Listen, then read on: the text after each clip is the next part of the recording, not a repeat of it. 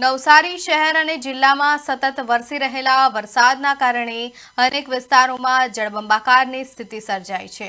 શહેરના નીચાણવાળા વિસ્તારોમાં વરસાદી પાણી ભરાઈ જતા જનજીવન પર સીધી અસર જોવા મળી રહી છે।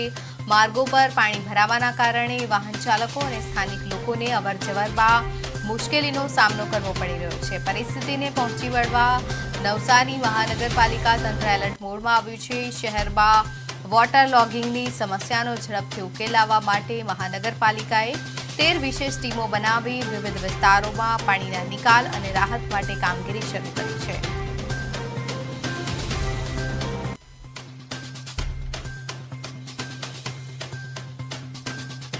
टोटल 13 क्यूआरटी टीम है। अपने दरेक वॉर्डनी अंदर एक टीम अपनी कार्यरत है અને વોટ્સએપના માધ્યમથી તમામ જગ્યાએથી અમને રિપોર્ટ જે છે સમયાંતરે મળતા રહે છે અને રિપોર્ટના આધારે અમારું જે છે એ તંત્ર જે છે એક્શન મોડમાં ચાલુ છે।